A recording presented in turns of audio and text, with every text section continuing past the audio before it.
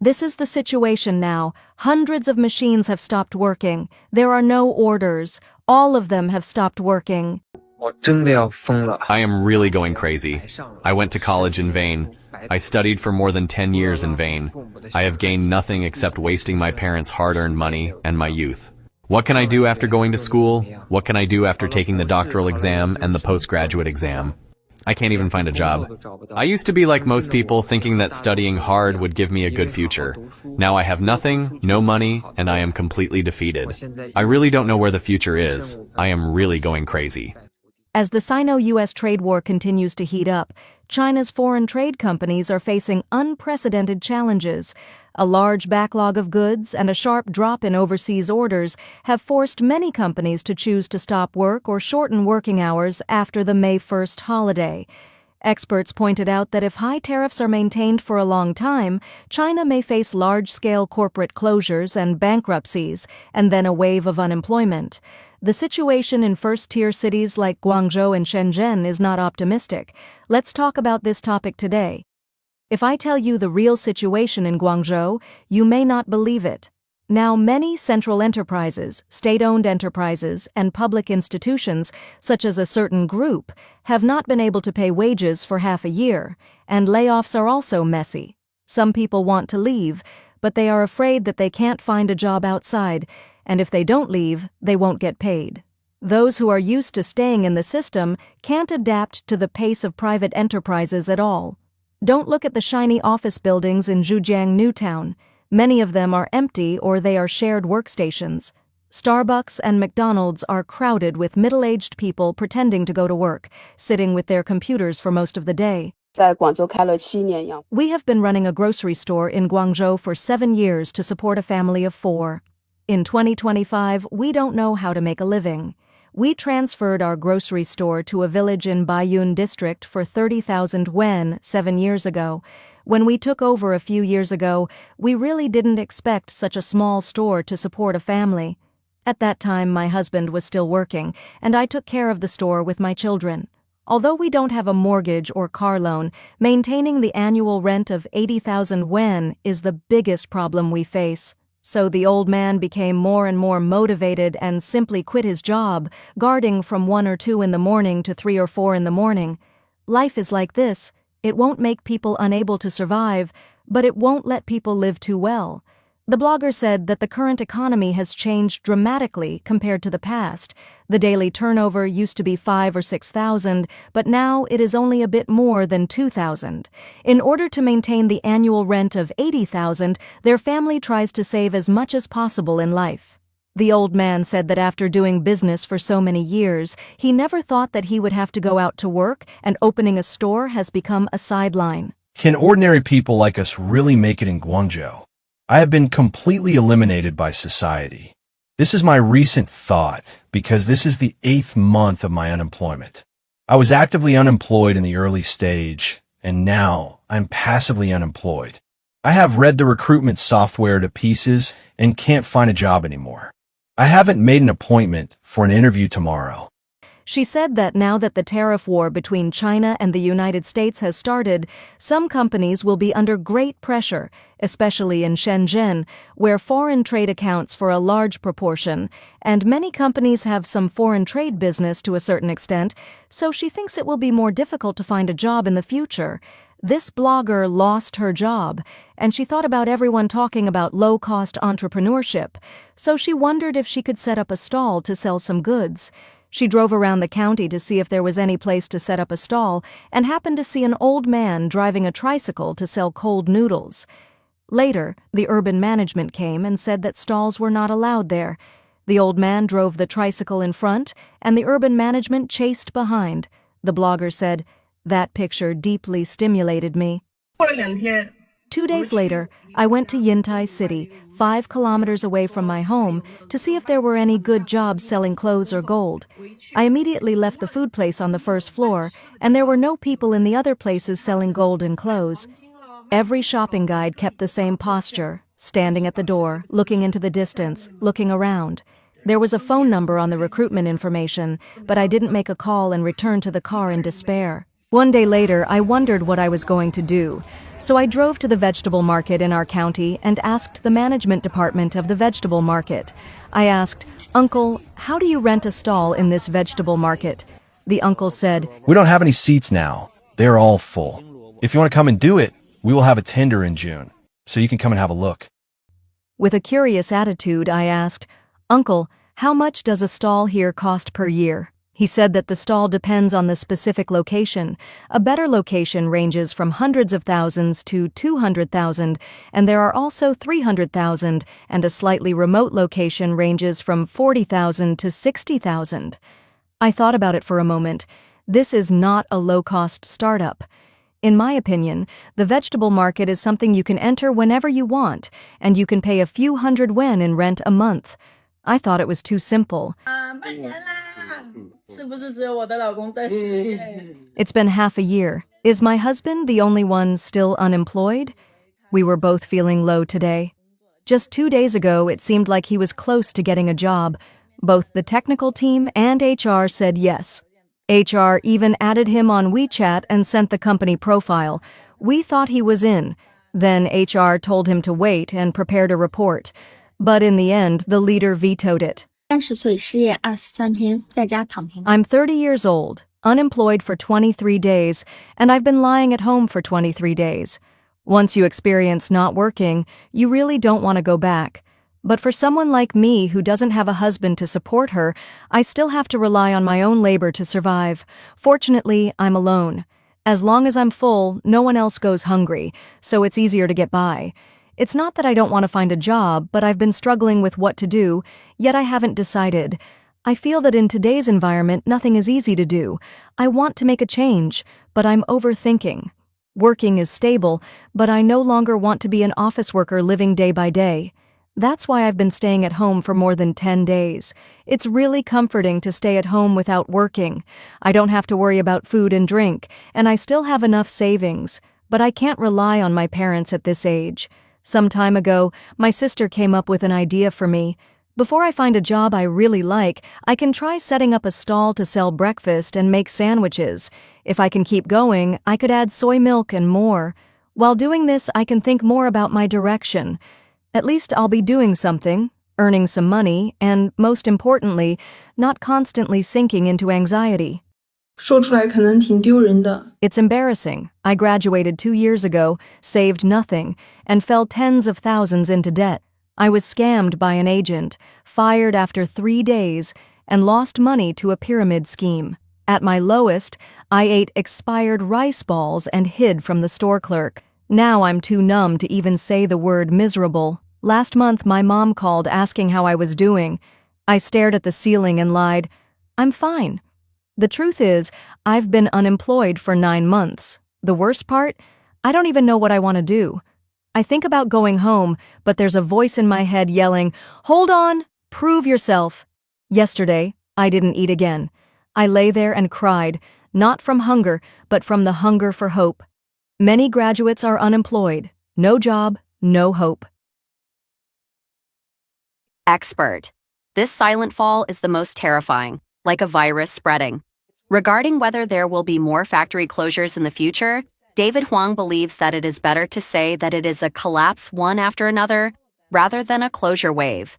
He explained that many factories did not officially go bankrupt but chose to stop production, lay off employees, or start work at a low frequency, entering a half-dead state.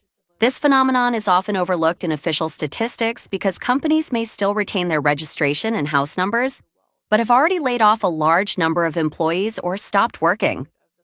This silent collapse is the most terrifying, like a silent virus spreading. David Huang warned that this hidden crisis lacks obvious signals and is difficult to prevent, but it may continue to spread in the real economy. small and medium-sized private enterprises are particularly vulnerable, and under the dual pressure of high tariffs and shrinking domestic demand, they have almost no way out. The three lifelines of China's economy. David Huang pointed out in an interview that China's economy currently relies on three pillars to cope with external pressure. Real estate market. Although China's real estate industry is in deep crisis, with property market transaction volume and housing prices continuing to decline, some projects still bring limited cash flow. Local governments are barely able to maintain operations through land transfers and debt restructuring. Local debt extension. Local government debt is huge, and interest payment pressure is increasing. David Huang said that China has postponed debt repayment pressure to the future through debt extension in exchange for short-term stability. However, this strategy may accumulate greater risks. Export adjustment. As the demand for high value-added products in the U.S. market has dropped sharply, China has turned to increase exports to low value-added markets in Asia and Africa, while seeking to expand trade with Europe. However, French Prime Minister François Bayrou recently said that Communist China cannot replace the United States. David Huang emphasized that China's political and economic system provides it with short-term stress resistance. Unlike Western elected governments, China's centralized system can quickly allocate resources, its banking and financial systems are highly controlled, and its policy implementation is strong. In addition, information closure has limited the domestic public's understanding of the external environment to a certain extent, reducing the risk of social unrest. However, he warned that the fundamental problem of China's economy lies in endogenous defects, insufficient innovation capabilities, institutional rigidity, and policy directional deviations have led to a gradual decline in economic vitality. The national system is efficient in certain circumstances, but it is also prone to directional errors and is difficult to self-correct, said David Huang. U.S.-China tariff war. From trade disputes to conflicts of values. Since the outbreak of the U.S.-China tariff war in 2018, there has been no sign of easing. David Huang believes that this conflict has gone beyond the scope of traditional trade disputes and has evolved into a comprehensive collision of two value systems, economic models, and legal systems. The global supply chain has also moved from integration to separate governance. The goal of the United States is not only to impose tariffs, but also to build a new supply chain system based on universal values and a common legal framework. The United States is not seeking simple negotiations, but aims to reshape the global economic and political structure, David Huang analyzed. Whether the U.S. leader is Trump or Biden, the core goal of the tariff policy toward China is the same, requiring the Chinese Communist Party to follow internationally accepted values and rules. Otherwise, it may face marginalization.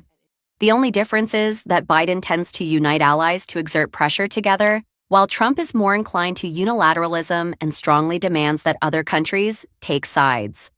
The future of China's manufacturing industry, challenges and solutions. In the face of the long-term trend of the U.S.-China tariff war, what is the way out for China's manufacturing industry?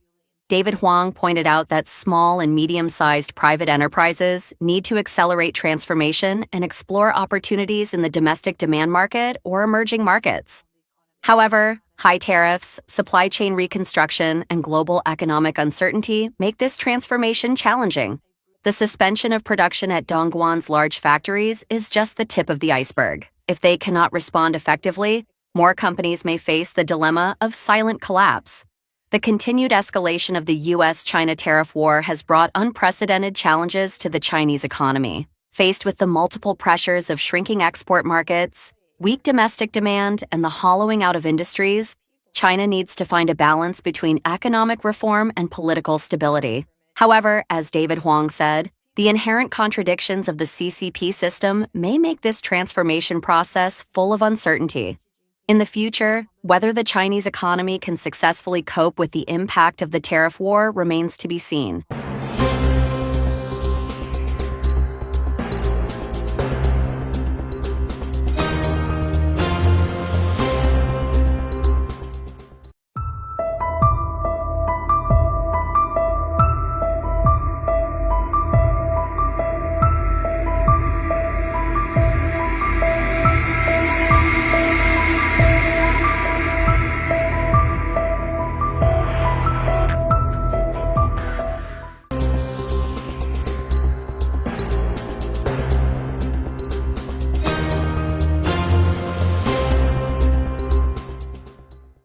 Has everyone's consumption level dropped?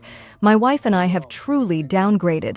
Last year, we watched fireworks at the beach on New Year's Eve. This year, we stayed home and drank millet porridge together. I used to buy bags for my wife, give her cosmetics worth hundreds of dollars on her birthday, and surprise her with small gifts during festivals. We often went to the movies, dined out, and spent time with friends playing escape rooms, reading scripts, or enjoying milk tea and hot pot, spending hundreds of dollars in a single day.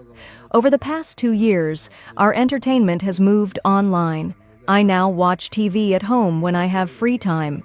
In the past, I could easily purchase memberships to watch dramas, but now I'm like an online beggar, constantly searching for free resources. For friends' gatherings, they now prefer cooking at home, playing board games, and chatting. My wife hasn't bought a new bag in a long time, and I haven't upgraded my phone in 4 years. Even if you're not earning much, you can always spend less during this Great Depression. Now, Beijing's consumption downgrade is obvious. In the past, people flocked to malls at noon, but parks have now become the go-to check-in spots. Takeout has shifted from ordering Starbucks to Happy Lemon, and after-work dinners have gone from hot pot to food stalls. These are real changes. One netizen commented that major companies in Beijing, such as JD.com and Meituan, are cutting salaries and laying off employees, not to mention smaller companies. Even the bosses themselves are struggling. Many companies are now delaying payment of last month's salaries. When walking through the streets, you'll often see shops suddenly put up for rent or transfer. It's increasingly clear that very few people in Beijing can genuinely make money now. For ordinary office workers, many rely on credit cards to get by. I earn over 10,000 yuan a month, but nearly half of it goes toward rent. The rest is used to pay off my credit card. Now let's call it consumption downgrade, but to put it bluntly, everyone has no money in their pockets. Young people in Beijing don't even need to save money now. It's already great if they don't owe money. This is the current situation of young people in Beijing. No wonder people say that this year is the year with the most serious consumption downgrade. Let's take a look at the current price situation in Shanghai. 1 pair of Snowfly, 2 pairs of Lee, 2 pairs of Skechers, and 1 pair of Vans. Hello, a total of 6 items cost $432. The average price of one item is only a little more than $70, and they are all big brands like Skechers and Vans. It seems that the economic situation is really bad. Recently, the consumption downgrade in first-tier cities has been shocking.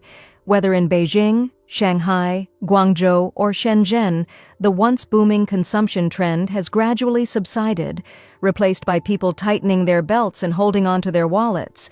Have you noticed that the once-bustling shopping malls are now deserted, high-end restaurants are even quieter, and those who used to drink Starbucks are now turning to Mixui City? The chain reaction caused by the consumption downgrade has begun, and the first industry to be hit is the tea industry. Milk tea shops are now engaged in a life-and-death elimination match. In the first half of 2024, Nayuki lost 440 million yuan. Chabaidao's revenue fell 10%, and its net profit plunged nearly 60%. With many tea shops closing, second-hand equipment became unsellable. Recyclers bought dozens of sets for 60,000 to 70,000 yuan, but sold them as scrap for just 2,000 yuan. Octopus Brother, a recycler, noted that chains like Guming and Chabaidao once lasted 2 to 3 years, but now shut down in just months, with newer equipment reflecting the shortening life cycle of tea shops. The second industry to be hit by the consumption downgrade is catering. Chinese catering media outlet Red Restaurant Network reported that over the past year, many types of restaurants, including coffee shops, bakeries, hot pot establishments, tea houses, buffets, snack bars, and fast food chains, have quietly disappeared. Closure has become the buzzword of China's catering industry in 2024, with negative news about store closures, withdrawals, and bankruptcies spreading continuously. According to statistics, nearly 3 million restaurants closed last year, setting a record high. After 12 years in the Chinese market, the well-known Taiwanese brand Hoda Chicken Steak suddenly announced last month that it would close all its Chinese stores. The streets of Beijing, Guangzhou, and Shenzhen are full of unemployed middle-aged people. They haven't been paid for months. The Spring Festival is just a few days away. I am currently at a service area on the Chongqing Ring Expressway. There are no cars and no people either. What's going on this year? 车没有不说，人也没有。今年这个年啊，怎么回事呢？ On the first day of the Spring Festival, several migrant workers gathered at the entrance of the Xi'an Group headquarters building in Xiamen, Fujian, to demand wages but were driven away with high-pressure water cannons under the pretext of a fire drill. A migrant worker demanding wages said that he had been owed more than 100,000 yuan for 2 or 3 years because the construction company could not pay the workers due to the Xi'an Group's default on project payments. With the Chinese New Year approaching, they went to ask for their money but were driven away by high-pressure water guns. I was filming a video at the scene when I was sprayed all over by a fire water cannon by the head of the Xi'an Group. The report issued by the hospital stated that my ribs were slightly deformed. The incident sparked public outrage, and it was not an isolated case. Voices demanding wages echoed, "Discuss the salary. Discuss the salary. Give me back my hard-earned money." Some people who had worked hard for over 3 months without pay said helplessly, "You're still young, not like us. If it comes to our time, you'll face the same issues. Family, children, parents, they are just like us."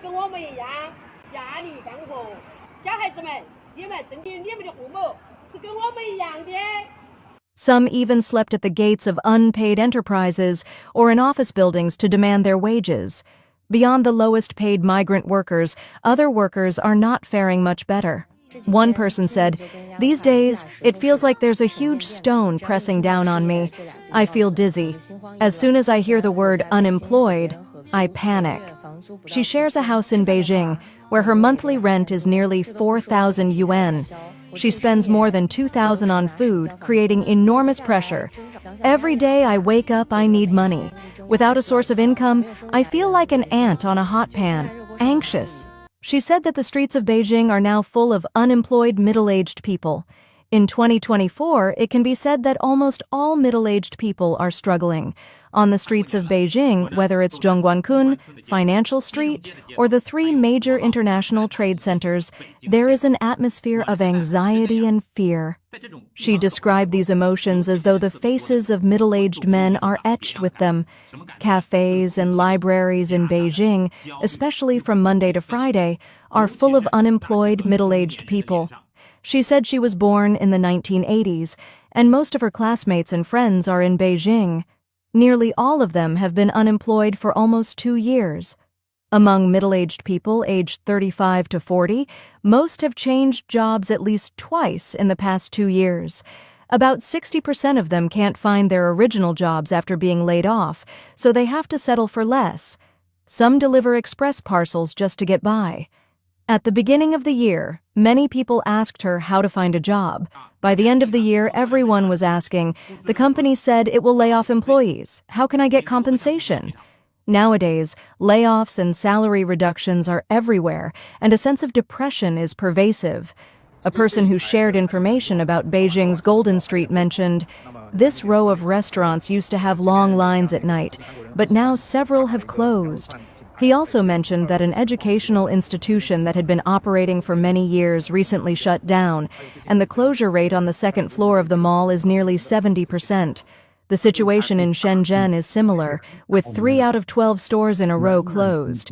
Even a newly opened steamed bun shop couldn't survive for more than 3 months before closing.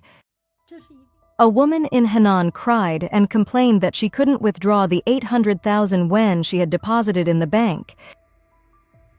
On January 20th, a woman in Xi'an, Henan province, posted a video crying that the 800,000 yuan she had deposited in the Industrial and Commercial Bank of China was secretly converted into bonds by bank employees, and now she couldn't withdraw it. The news was trending on Baidu's hot search on January 22nd. Later that afternoon, a netizen in Henan posted a video titled, "Where is the money safe to put?"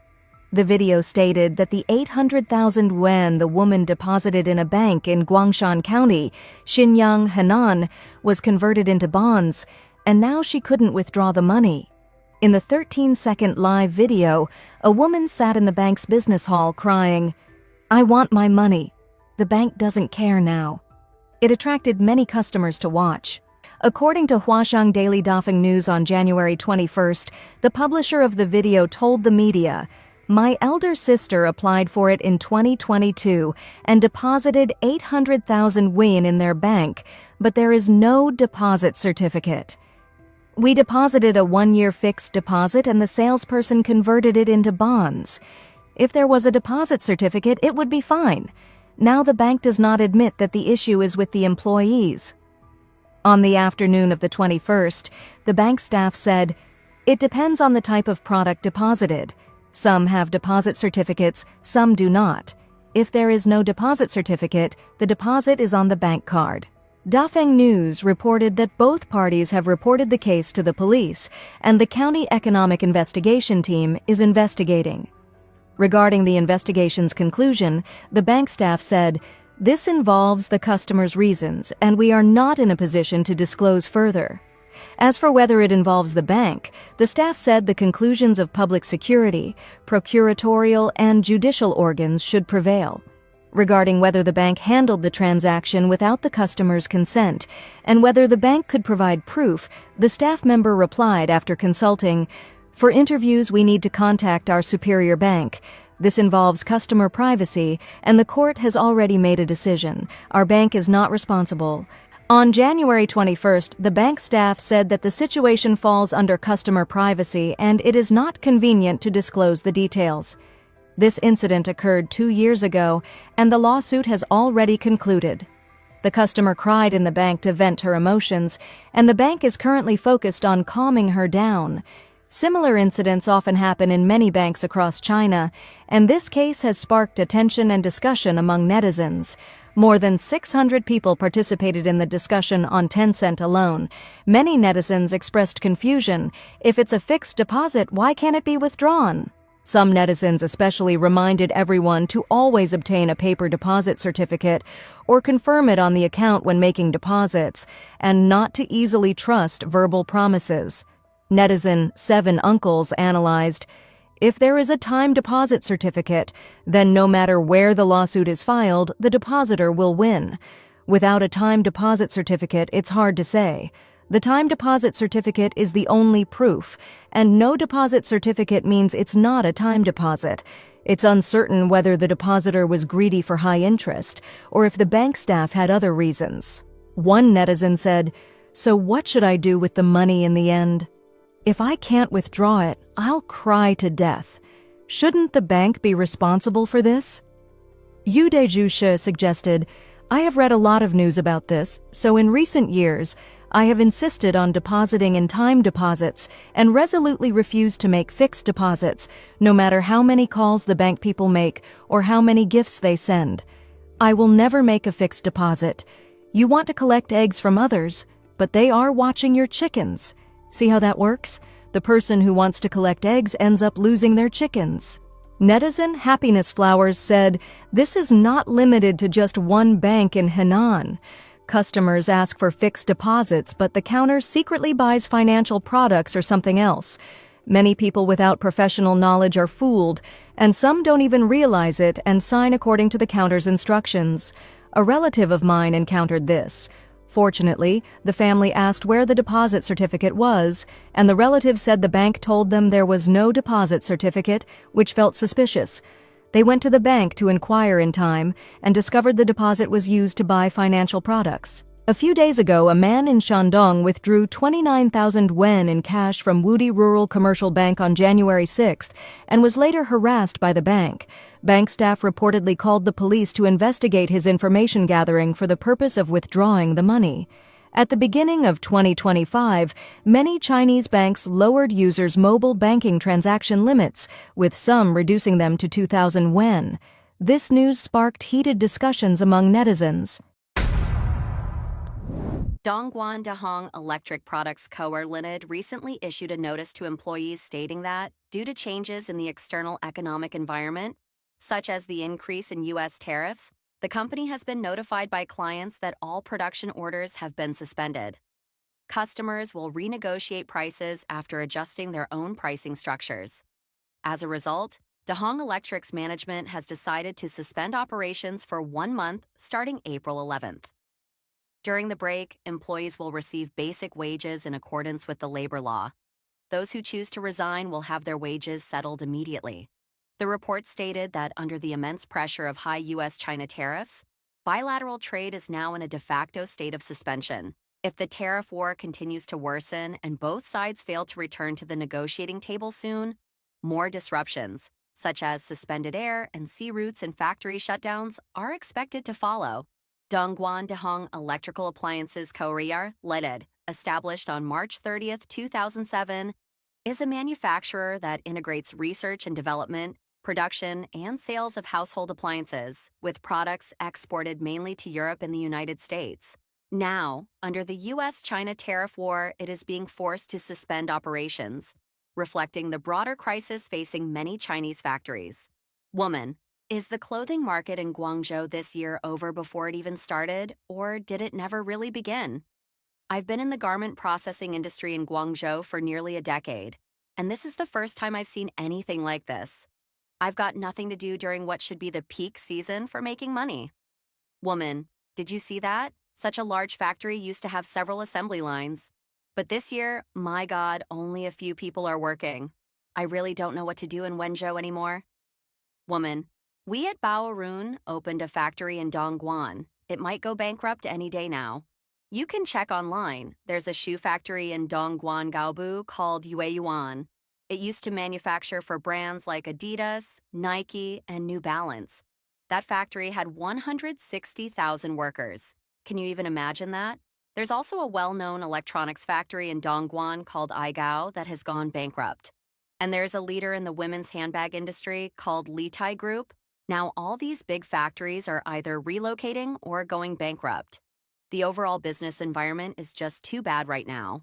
Woman, look at our workshop. We used to focus on foreign trade orders, but with fewer and fewer of those, we had to convert our bag production line into a live stream studio. We can't really talk about profits. It's mainly to keep our workers employed and help them cover their basic expenses. Woman, just last month we were working overtime every day, all year round, but now our factory mainly made export goods. Because of the ongoing tariff war with the United States, we've basically stopped receiving orders. Our factory used to have over 100 workers. Now, only 10 or 20 people come in each day. I never imagined something like this would happen. I don't know what to do. I came out here to make money and bring it home, but now I'm lost. As Apple Inc. in the United States increases the transfer of key industrial chains to India and Vietnam, Beijing is also trying to set up obstacles to prevent the transfer of supply chains. As the Sino-US trade war continues to escalate, some analysts point out that there is a risk of further deep depreciation of the RMB, which may bring a chain reaction to other Asian currencies.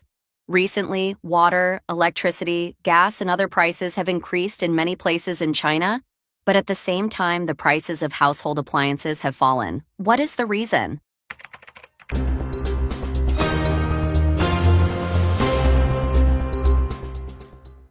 Is the economy really done for? What's going to happen to all this second-hand equipment behind me? These dazzling machines were collected from factories across the country, evaporators, centrifuges, and reactors from chemical plants, pulverizers, rotary tablet presses, and high-performance liquid chromatographs retired from the pharmaceutical industry and vegetable washers, dough mixers, sterilization pots, filling machines, and equipment for beverage and feed production from food processing plants. Honestly, if you sell them, they're money. If you can't, they're just scrap metal. The fact that such new equipment is flooding the second-hand market shows how tough it is for factory owners. Oh, we're in trouble now, big trouble. This tariff war has hit us hard. Factories have no spirit left.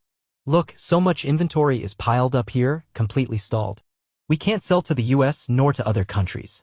Now, we can only sell domestically. And these leftover materials? They're unsellable. What can we do? There's no way out. The domestic inventory was already sky-high, impossible to clear, and now with an extra 50 million tires, how can they sell? It's triggered a price war in the tire industry. European and American buyers aren't coming to the Canton Fair anymore. They've basically given up on Chinese manufacturing. The reasons are obvious. Out of 120,000 attendees, not a single foreigner, just Chinese. At this Canton Fair, you can clearly feel fewer Westerners. There might be more from Africa, South America, or Saudi Arabia. The greeting I heard most today was Assalamu alaikum. Why? Because the fair is dominated by clients from Central Asia and the Middle East, while Westerners are scarce. Recently, Chinese social media has been abuzz with staggering claims. 90% of the population is dissatisfied with the status quo. 500 million have chosen to lie flat in resignation. 800 million are drowning in debt, and 19% of young people are unemployed, unable to find work. Many have given up entirely, stripped of hope for the future. Are these numbers real? One user questioned. If they are, what has led to this dire situation? What do you all think? Stagnant markets and desperate vendors. The scene at local markets is heart-wrenching. Vendors practically beg customers to buy, but to no avail. No one wants lettuce, shrimp, watermelon, apples, or beans, one seller shouted in despair. Some even warn, "Don't step on the apples. If you do, you have to buy them." Goods pile up, unsold, leaving vendors with no choice but to give them away or discard them. Widespread unemployment. Unemployment is rampant, particularly in major cities. A library on a Monday morning is crowded with middle-aged job seekers, leaving no room for the young. "Don't come to Suzhou," a group of workers warned. "We were chased out of the market by police and now wander the subway stations." "Don't come, it's miserable." A young woman vented her frustration after working 17 hours without pay. "My back aches, my legs are sore, but they said there's no money. A poor girl like me, living in a big city, is treated like an animal. I hate myself for being penniless." According to the National Bureau of Statistics, the urban unemployment rate in February 2025 reached 5.4%, the highest since March 2023. For youths aged 16 to 24, the rate hit 16.9%, up 0.8% from the previous month. In one Shanghai neighborhood, 58 out of 100 households reported unemployment, far surpassing the official 4.2% figure. Estimates suggest a staggering 200 million people are jobless, with 100 million affected by the real economy's decline, and another 100 million by the real estate collapse. Social pressures and crushing debt. Financial burdens weigh heavily on the young. A 30-year-old man shared his plight. "I have no job, no savings, no house, no car, no wife, not even a girlfriend. I'm buried in online loans and credit card debt, and I even maxed out my parents' cards. Now I do delivery, but I work 3 days and slack off 2, then lie in bed scrolling my phone. It feels better than living." Another, a 23-year-old with a leg injury, failed his master's exam and refused to pursue civil service tests, feeling like a burden. "My parents say they'll support me if I study for the civil service exam, but I know at this age living off them will bring gossip. Without money, I'm no better than a dog." Trust in justice is also eroding. A resident of Beiliuzhuang village accused the village secretary of signing a 5-year land lease without a public meeting. Where's the fairness in the law? How are we supposed to live when leaders do whatever they want? The refundele phenomenon. Buyers demanding a full refund without sending the item back or returning it in unusable condition is spreading across China's e-commerce platforms and has become a harsh test for both business models and the moral foundations of the country's digital economy. Originally, marketplaces designed extremely generous rules to pamper shoppers, a 7-day no-questions-asked return window, and an automatic refund first, inspect later workflow. Those rules have now mutated into a goldmine for a slice of young users, chiefly college students and tightly organized bargain hunting groups. The trick is disarmingly simple. They bulk order clothing, accessories, cosmetics, electronics, even food, enjoy them for the full 7-day trial period, snap a few photos of tiny defects, or claim the item doesn't match the description, press the refund button, and the platform's AI releases the money to their wallet within hours. The goods either stay with the buyer or get stuffed back into a box and hurled at the warehouse in dreadful shape. white dresses smeared with foundation, sweat-stained collars, broken zippers, sneakers caked in mud, power drills swapped for burnt-out shells. The losses are far from trivial. A handmade mooncake shop in Shanghai lost more than 1 million yuan in 2 nights when hundreds of orders from Shandong students ate first, refunded later. A fashion store in Hangzhou wrote off 8,000 yuan after hundreds of dresses came back reeking of perfume, some even accompanied by used underwear. The hardware seller in Yunnan opened the return parcel to find 2 ruined drills in place of the brand new units he had shipped. More alarming than the monetary damage is the speed with which these hacks spread. In private chat groups, Excel sheets list soft target shops, instructions on editing photo timestamps, tips for delaying shipment, even ready-made scripts for threatening 1-star reviews, circulated like lecture notes. Shandong, Henan, and Hebei form a red triangle, topping the national refund charts. Many shop owners admit they get chills whenever they see a postal code from Jinan, Qingdao, Zhoukou, or Handan, and often cancel the order immediately to cut losses. Small sellers have quietly adopted an underground 7 no-ship rule. No shipping to customers who ask more than 3 questions, no shipping to student dorms, no free gift seekers, no 24-hour pickup lockers, no brand new accounts, no addresses that previously abused refunds, and, above all, no shipping to the 4 high-risk provinces. Yet these homemade barriers crumble because platform algorithms always put buyer experience first. A single photo showing a flaw triggers an instant refund. Evidence from the seller arrives too late, and another hole appears in the balance sheet. Shops raise prices to cover risk, tighten rules, or abandon the marketplace for brick-and-mortar sales. Many owners vent online, posting videos of filthy returned dresses and mud-spattered shoes, asking, "I don't mind losing money, I just don't understand why scamming a shop is considered fun." The outrage spreads, but so does applause in bargain hunter circles. They hail Baiju's refund as proof of clever budgeting. Morally, the danger lies in students trading integrity for a few hundred yuan of savings, quietly eroding the basic trust between buyer and seller. Economically, every return creates a cost spiral. Two-way shipping, warehouse sorting, staff filming the unboxing, extra carbon emissions, textile waste, and plastic piling up, an invisible mountain of costs that the entire market eventually pays through higher prices. Culturally, scholars point to a weakening respect for honest labor, combined with social media pressure to flaunt new looks. Many young people feel no guilt about renting an outfit for an Instagram-style photo shoot, then sending it back as though it were their right. Current law lacks a clear clause for obtaining property by fraudulent refund, and civil lawsuits are time-consuming and evidence-heavy, leaving sellers little choice but to swallow the loss. Without a concerted effort, platforms demanding inspection before refund, regulators flagging abusive accounts and requiring security deposits, and public education on responsible consumption, the refund-only trend will keep carving deeper holes in consumer trust, turning China's proud e-commerce engine into a dumping ground of soiled returns, where both merchants and honest customers feel unsafe and basic honesty becomes a luxury.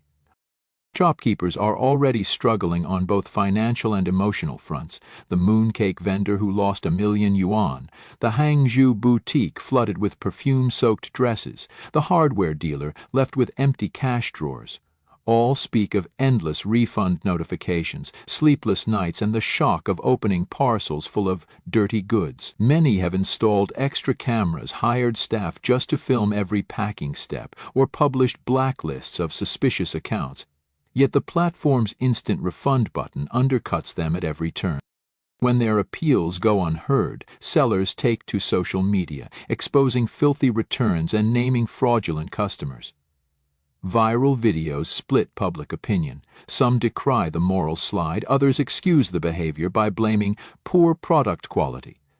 Tutorials on how to shop for free collect hundreds of thousands of likes, proving that for a portion of users, cheating a shop is now a bragging right. Legal penalties remain weak, and platforms fear stricter rules will slow sales, allowing greed to flourish and honesty to erode. The result is a vicious loop. Policy loopholes encourage fraud. Fraud destroys trust. Distrust forces sellers to build barriers that hurt genuine buyers. Operating costs rise. Prices follow. Society as a whole foots the bill. Unless honesty is rebuilt, from family values and school lessons to tougher laws and firmer platform policies, every click on refund will push consumer ethics down another notch, leaving e-commerce a place of mutual suspicion where no one dares believe anyone else.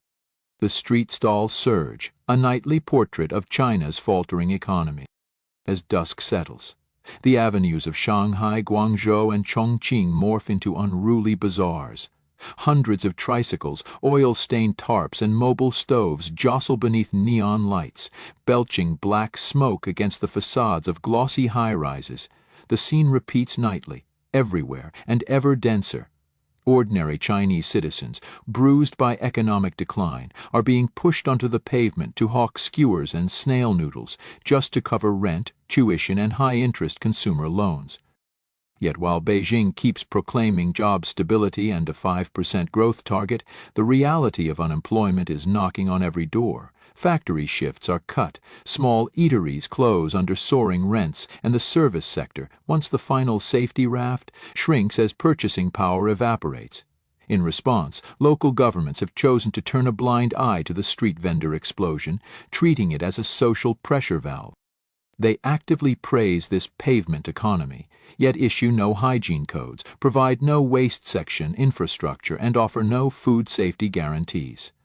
The result? Gridlocked roads, gutters choked with trash, residents forced to breathe fryer fumes and endure tinny loudspeakers well past midnight. The numbers speak.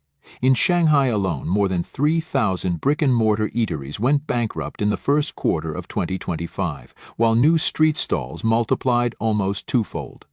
The brutal shift is driven by cost gaps. Fixed restaurants must pay rent, VAT, and staff insurance. A curbside stall needs only a battered trike, recycled cooking oil, and a rusty griddle. Officials hail this as flexible entrepreneurship, but it really shunts risk onto citizens and the environment. Food safety fares no better. A snap inspection in Guangzhou this April found over half the frying oil samples exceeded fatty acid limits, and 62% of stalls lacked verifiable meat sources. The checkpoints disappeared within days. The alley still reeks of burnt grease, because a true crackdown would trigger protests by tens of thousands of jobless hawkers, whereas lax enforcement burdens city dwellers with illness and refuse. Caught between those options, the government has opted for silence. The greatest tragedy, however, is the fight for the last crumbs among society's lowest tiers. To survive, stallholders must hold ground, unafraid of clashes, insults, or knife fights. Unspoken turf rules, first come, first served, protection fees to neighborhood thugs, mirror a miniature society where law is absent. Local residents become hostages.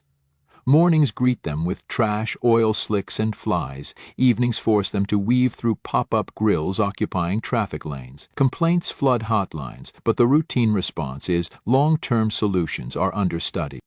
State media, meanwhile, keeps romanticizing the entrepreneurial spirit of curbside commerce, airing footage of officials buying kebabs and praising vibrant night economies. The cameras never show the elderly woman sweeping rubbish after each market, or the restaurateur removing his signage after another quarter of red ink. China's bureaucracy lacks neither planning capacity nor fiscal resources. It lacks the will to put citizens' welfare above short-term performance metrics. When an economy stalls, forcing workers onto the sidewalk to trade in petty goods is no remedy. It merely masks unemployment statistics while offloading welfare costs onto families, neighborhoods, and the urban ecosystem. Those oil-choked burners are incinerating the prosperity Beijing once promised. The shrill street cries remind us of a swelling social debt: jobs, benefits, trust. Chinese citizens should not have to choose between joblessness and selling questionable food, between poverty and breaking city ordinances. They deserve dignified employment, safeguarded by transparent economic policies and genuine social safety nets, not a publicity campaign glossing over a desperate pavement economy. How long until authorities abandon stopgap tactics? How long before streets breathe free of grease and gridlock? The answer still hangs somewhere between nightly hawkers' shouts and the chilling silence of policy offices. China is hurtling toward a stark reality of widespread poverty, with desolation sweeping across the nation. Official figures and grassroots accounts paint a grim picture. 800 million people are mired in debt, 500 million have embraced a lying flat lifestyle of resignation, and 80% of brick-and-mortar businesses have shuttered. University graduates face immediate unemployment, reduced to menial labor or precarious gig work. This is not a fleeting downturn, but a profound systemic collapse, a structural unraveling of a once thriving economic juggernaut. The myth of China's unstoppable growth has shattered. Factories, the backbone of the nation's economy, are grinding to a halt. By April and May 2024, many manufacturers reported zero orders, a stark contrast to the bustling production lines of yesteryear. "I run a factory and I know how tough it is," a business owner shared. "Many of my peers have no orders left. Without orders, factories close, bosses pivot to other ventures, and workers are left jobless." The ripple effect is devastating. Employees who once earned 5,006 yuan monthly now scramble for jobs paying half that or less. Price wars have gutted profit margins, with factories and workers alike forced to compete at rock bottom. The root cause, as one observer noted, lies in a skewed system. Those who don't create wealth hold the reins of distribution, while those who generate it have no power to challenge them. When 1% of the population controls 99% of the wealth, and the remaining 99% are saddled with debt, economic stagnation and societal decay are inevitable. This imbalance, critics argue, defies both human nature and fundamental fairness. China's economic woes extend beyond factories to the heart of its consumer base. With incomes stagnating and debt soaring, ordinary citizens have little left to spend. The National Bureau of Statistics reported in 2024 that per capita disposable income averaged 39,218 yuan annually, roughly 207 yuan monthly. Yet, for urban households with mortgages, monthly payments often exceed 4 yuan, outstripping earnings. The result? A nation of debt slaves trapped in a cycle of mortgages, car loans, consumer credit, and predatory online lending. Credit card balances roll into high-interest loans, which in turn rely on platforms like Huobi to stay afloat. Retail has collapsed under this weight. Nationwide, 80% of physical stores have closed, with shopping malls eerily empty and metro stations seeing dwindling foot traffic. The streets are plastered with for rent signs, more common than New Year couplets, one resident remarked. Restaurants employ more waitstaff than they serve customers. Car dealerships idle with salespeople scrolling through short videos. And wet markets lack even the usual haggling. It's not just downgraded consumption, it's a nation with empty wallets, a commentator observed. If we had money, would we need prodding to spend? The plight of China's youth is particularly harrowing. In 2024, over 11.7 million college graduates entered a job market with few opportunities. Official data masks the severity, but platforms like Lipan and Boschipin reveal that fewer than 40% of graduates secure jobs related to their majors within 6 months. Prestigious degrees from top-tier universities, from 985 and 211 institutions, offer little protection. Master's graduates deliver food, doctoral candidates hawk street snacks, and double-decker holders in cities like Shenzhen, Guangzhou, and Hangzhou scrape by as couriers, living in basements and subsisting on instant noodles. The education system, once a ladder to mobility, now feels like a trap. Universities solve employment for professors and campus vendors, but not for students, a graduate lamented. We despised our parents' meager allowances in college, only to realize post-graduation that sending them 1,000 yuan monthly feels like a death sentence. The journey from youthful disdain to understanding and ultimately self-doubt defines a generation. In the end, we're not even as capable as our parents, one young worker confessed. Wealth inequality and social deadlock. China's social fabric is fraying under the weight of stark inequality. Official statistics indicate that 60% of the nation's wealth is concentrated in the hands of the top 10%, leaving 90% of the population to share less than 30% of resources. This isn't a land of opportunity anymore, it's a locked hierarchy, a critic argued. The rich amass greater fortunes while the working class sinks deeper into hardship. For most, effort yields diminishing returns. Home ownership, child rearing, health care, and pensions are increasingly out of reach. The central bank's 2024 data underscores the crisis. Household debt has pushed the national leverage ratio above 60%, far exceeding most developing nations. Per capita debt now exceeds 150,000 yuan, with 800 million people burdened by loans. Some are born into mortgages worth hundreds of thousands. Others resort to installment dining to afford meals. Meanwhile, 500 million have opted to lie flat, not out of laziness but from the realization that striving yields no upward mobility. Collapsing industries and a frozen real estate market. The real economy is in freefall.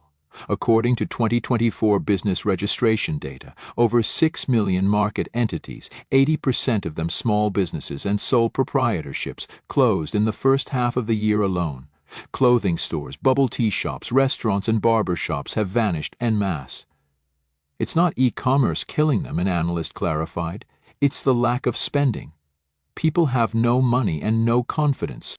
The real estate sector, once a pillar of growth, has imploded. Home prices have plummeted and foreclosures are rampant, with over 300,000 individuals facing court-ordered seizures due to missed payments. Middle-class wealth has evaporated and financial institutions have tightened lending, halting mortgages, business loans, and even microcredit. This credit freeze spells doom for entrepreneurs and small enterprises, accelerating the wave of bankruptcies. Even traditionally stable professions, doctors, teachers, civil servants, are feeling the pinch. Reports of slashed bonuses and salaries have eroded the allure of these iron rice bowl jobs. The iron is rusting, a physician quipped, reflecting widespread disillusionment. The despair is palpable across China, from coastal megacities to inland towns.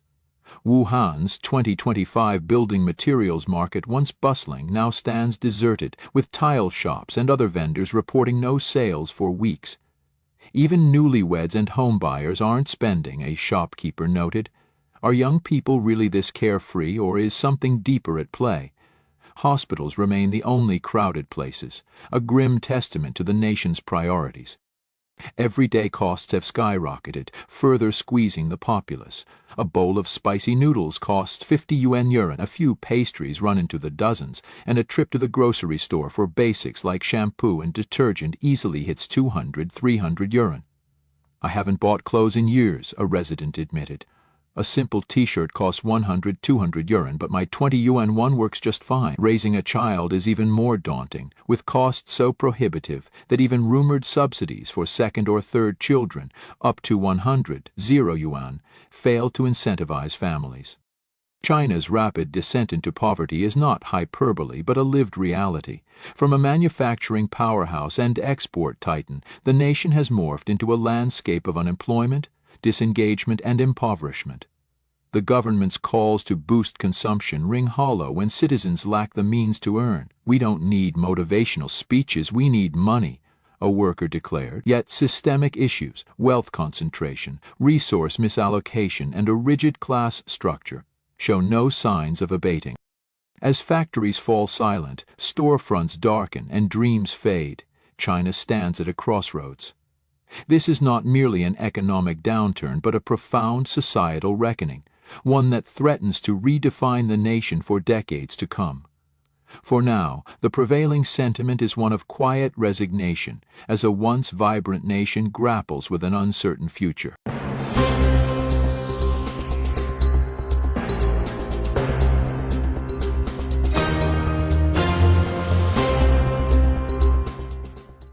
Desperate move. Chinese companies. now beg India for help. China's ghost town explosion. 80 million empty homes signal a silent crisis. Factories go dark, jobs disappear. China's next unemployment wave begins.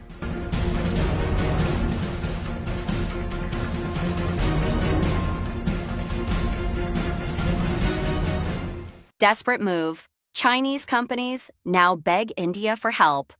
At the Canton Fair that closed on May 5th, Chinese companies requested Indian companies to supply goods to the United States under Chinese brands or joint brands.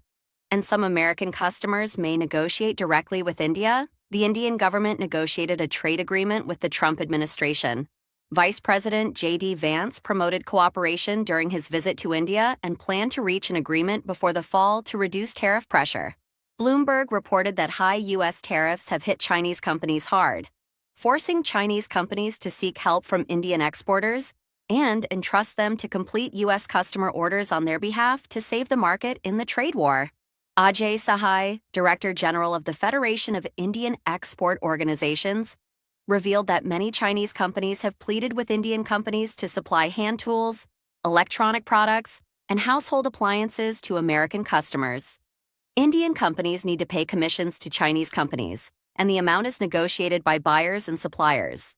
China's exports to the United States face a punitive tariff of 145%, while Indian products only face 10%. If the 90-day negotiations are fruitless, India will face a tariff of 26%. After Trump returned to the White House, he imposed a 46% tariff on Vietnam and other Southeast Asian countries. It is difficult for Chinese companies to transship through Southeast Asia, and India has become a new hope. However, India has set restrictions on investment from China, and Chinese companies cannot set up factories or transship goods there. Industry insiders pointed out that Washington is putting pressure on Beijing through tariffs, and the differences between the United States and China are difficult to resolve. Chinese companies are struggling to find a way out. It is still unclear whether India can become a lifeline. Industry insiders said that under the impact of U.S. tariffs, Chinese companies are contacting Indian exporters and asking them to complete orders on their behalf. China's ghost town explosion, 80 million empty homes signal a silent crisis.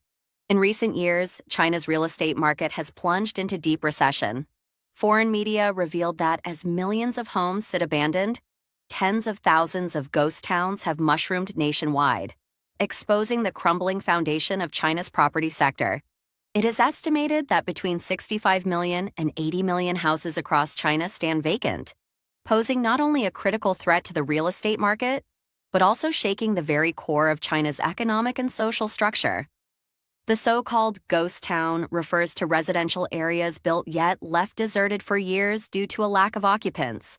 Take Kangbashi district in Ordos City, Inner Mongolia, for example. Originally designed to house 300,000 people, its actual occupancy rate is under 10%. Similar scenes have spread across China, from the Yujiapu Financial District to the Xi'an area in Tianjin. Towering skyscrapers, grand boulevards, and empty subway stations lie abandoned, turning ambitious urban dreams into wastelands. The root cause behind these ghost towns is rampant overinvestment and reckless planning. Driven by misguided government policies, real estate developers blindly expanded without heeding market demand, leaving behind towering shells of concrete. In its frantic push to boost GDP, the government leaned heavily on infrastructure spending, but utterly failed to balance supply and demand, leading to vast cities of silence and decay. China's real estate market has long been a speculative casino, with countless families treating properties as mere tools to preserve and grow their wealth. Foreign media reports that a staggering 70% of household wealth in China is tied to real estate, highlighting the dangerous overdependence of Chinese society on property bubbles. But as the market spiraled out of control and investment demand collapsed, the inevitable implosion followed. Since 2020, China's real estate sector has been in free fall. Major developers have tumbled into financial ruin, while tens of millions of empty and abandoned homes have become a glaring crisis. To prop up the collapsing industry, the government unleashed massive bailouts, yet these lifelines have failed to correct the fatal imbalance between supply and demand. As a result, the market has frozen even harder, Delayed home deliveries have piled up, and homeowners' rights have been trampled. Professor Sarah Williams of the Massachusetts Institute of Technology warned that Chinese developers, despite massive oversupply and dwindling demand, continue churning out new projects. The government fuels this madness with endless loans, pushing developers into a Ponzi-like spiral, borrowing new money to pay off old debts. Rather than responding to market needs, developers have been clinging to life through government crutches and easy credit. But this broken model has devastating consequences for ordinary homebuyers. Vast sums of capital have been sunk into ghost cities where no one will ever live, leading to catastrophic financial losses. Families who once dreamed of building wealth through property now find themselves trapped, unable to realize gains, and staring down the barrel of major capital loss. The explosion of ghost towns does more than expose real estate failures. It unearths deep fractures in China's social structure. A sea of empty homes represents a monumental squandering of resources, threatening investors, hollowing out communities, and stoking social unrest. Worse still, these deserted structures offer no real improvements to people's lives, only barren reminders of waste and mismanagement. Beyond social damage, these ghost towns threaten to trigger financial disaster. Since real estate underpins much of China's wealth, the exposure of financial institutions to property loans is enormous. As the bubble bursts and ghost towns fester, banks and lenders will drown in a rising tide of non-performing assets, destabilizing China's entire financial system. China's ghost town crisis lays bare the rotten nexus between reckless overinvestment and a fatally skewed market. It also exposes the ceaseless buck-passing between the government and developers. As the real estate bubbles pop one after another, China faces ever-mounting economic peril. Without bold and sweeping reforms to the real estate sector and a complete overhaul of its development strategy, these ghost towns will continue to haunt China's economic future like ticking time traps. A new wave of unemployment is coming. Chinese factories are halting production and scrambling to find new markets as U.S. tariffs begin to bite, according to companies and analysts. The collapse in overseas orders is now turning into job losses. I know of several factories that have already sent half their workers home and shut down most operations, said Cameron Johnson, senior partner at Shanghai-based consultancy Tidal Wave Solutions. He noted that toy makers, sporting goods producers, and suppliers of low-cost items like dollar store goods are bearing the brunt of the blow. This hasn't become a full-blown crisis yet, but the cracks are spreading across major export hubs like Yiwu and Dongguan, Johnson warned. Factories are already cutting jobs and halting output, praying for tariff relief that may never come. Goldman Sachs estimates that 10 million to 20 million workers are directly tied to China's U.S.-bound export sector. China's total urban employment last year stood at 473.45 million. This month, the U.S. launched a barrage of tariffs exceeding 100% on Chinese imports. China hit back in kind. Despite President Trump's claim that negotiations are ongoing, Beijing flatly denied any active dialogue. Ash Manga, CEO of IMEX Sourcing Services, said the damage from the tariff shock dwarfs that of the pandemic. For small firms with limited capital, he warned, this sudden blow may trigger a wave of bankruptcies. In response, Manga plans to launch a tariff assistance platform to help struggling small businesses source outside of China. Live streaming. With the export channel collapsing, desperate Chinese exporters are rushing to reinvent themselves. Woods Wool, a sportswear manufacturer in Ningbo, pivoted to live stream e-commerce within days. In just 1 week, the firm received over 30 orders worth more than 5,000 yuan, around $690. But that's a drop in the ocean compared to the scale of loss. All our U.S. orders are dead, said Li Yan, Woods Wool's factory manager and brand director. U.S. buyers once consumed over half of the factory's production. Now, idle capacity could stretch on for months. For over 20 years, Woods Wool shipped goods to Europe, Australia, and the U.S. Under government pressure, major tech firms are being mobilized to help redirect exporters to domestic consumers. Live streaming has become a national lifeline. Woods Wool now relies on Baidu's live stream platform and virtual sales tools. Li Yan chose Baidu's AI-powered system because it's fast and low cost. requiring no fancy setups or large teams. Baidu claims it has already helped hundreds of firms build domestic sales pipelines. Through its virtual avatar tech, companies simulate real-time sales pitches and automate customer interaction. According to Baidu, the virtual agents offer better returns than live presenters. Challenges in the domestic market.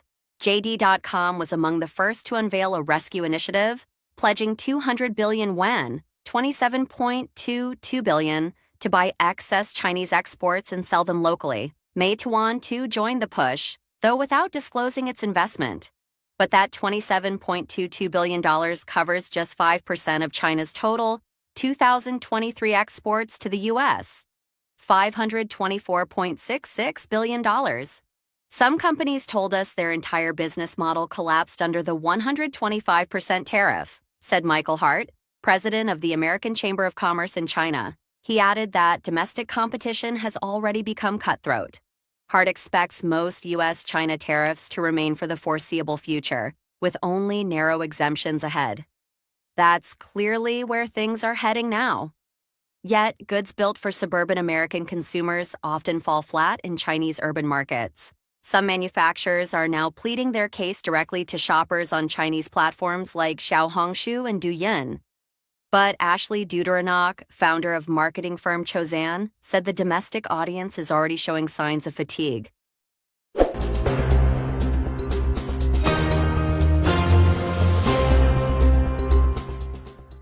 Beijing's famous business community used to be bustling with people, but now the streets are deserted.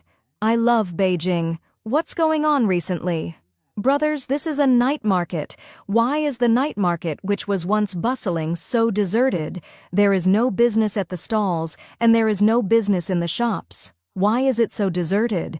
Is there going to be a war? You said that China's population is not small at 1.4 billion, so why don't you see anyone coming out? From 8 o'clock in the morning until now, let alone opening, there is not even a child. Affected by the overall economic environment in China, Beijing is becoming more and more depressed. A large number of shops have closed down, more and more people are fleeing Beijing, and many restaurants have no customers, and the situation of workers seems to be even more serious. According to reports, some part-time workers in Majuqiao are facing the dilemma of 1 day full and 3 days hungry. Today we will talk about related topics. Let me show you how difficult it is to run a physical business now. This is why I don't recommend you invest in physical stores if you have some spare money. I live in a community in the East 5th Ring Road of Beijing. As soon as I leave this community, these 3 stores are all closed. They have been closed for more than half a year, and they have not been rented out yet. In this hot pot food supermarket, a plate of beef or something costs 70, 80 or more than 100 yuan, which is very expensive. Who comes here to buy? These are ordinary people. These 2 stores have been vacant for more than 2 months, but they have not been rented out. The location is very good, next to the community entrance. You see, this one is newly rented out, selling flower tea. I don't even need to think about it. It will definitely not make money. Who drinks tea? Who buys flowers? 4 or 5 stores near my community have closed down, but it is still open. There is another empty store here with a large area of 246 square meters with upper and lower floors. I tell you, there is no store in this area that has been developing stably for a long time. Beijing Zhongguancun Entrepreneurship Street was officially opened in June 2014. It used to be very lively here, but now there are no people on the street. The blogger said in the video that Zhongguancun represents the forefront of Beijing's technology. He experienced the glory days of Zhongguancun and was shocked to see it become empty in just a few years. It's really good. This bookstore is still there, called China Bookstore, but this Zhongguancun Entrepreneurship Street has completely failed. There is also a security guard with a red hoop. All the people in Zhongguancun Entrepreneurship Street have moved away. It used to be very lively here. Majuqiao in the southeastern suburbs of Beijing is a job-seeking spot for migrant workers looking for odd jobs. There is a saying in Beijing that, if you are in trouble, you must go to Majuqiao. However, in recent years, Majukiao has seen a situation of too many people, too few jobs, and lower wages, reflecting the current dilemma of the mainland's employment market. Have you ever seen a labor market at 4 a.m.? This is the most inclusive place in Beijing, Majukiao. Can you imagine it? The most common people here are 50 and 60-year-olds, and a backpack is enough to hold all their homes. When it is below zero on the street at 4 a.m., some people are still asleep, while others have already carried their life bags. Here, a breakfast of 5 or 6 yuan can fill their stomachs. After all, only when you are full can you have the energy to work. Today, the lowest wage is 130 yuan for 8 hours and 260 yuan for 12 hours.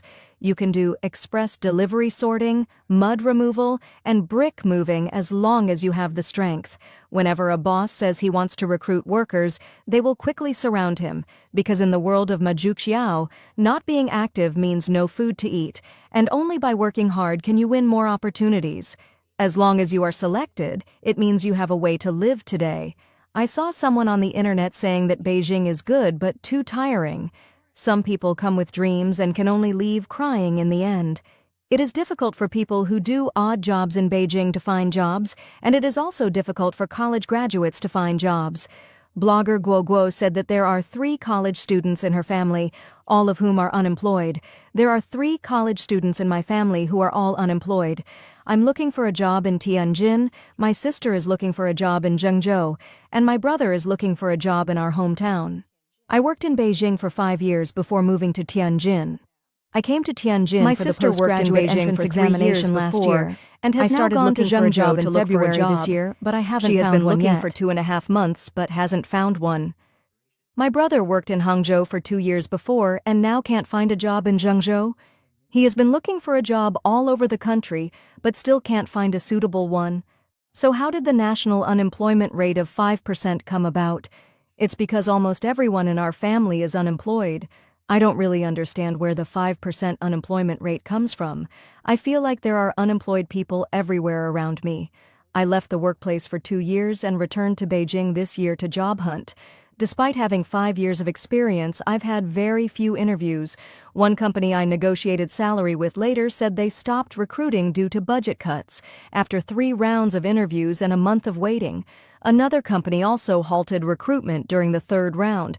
Last year, after negotiating salary with another company, internal restructuring delayed the process until the offer was eventually canceled. It's all just too outrageous.